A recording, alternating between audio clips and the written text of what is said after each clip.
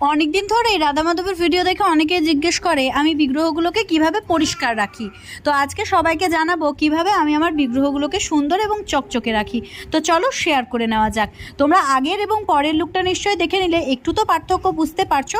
তো চলো আজকে তোমাদের সাথে শেয়ার করি কিভাবে বাড়িতে থাকা রাধা মাধবের একটু রং খারাপ হয়ে যাওয়া বিগ্রহকে তোমরা চকচকে করে ফেলতে পারবে মাত্র কয়েকটি উপকরণ দিয়ে।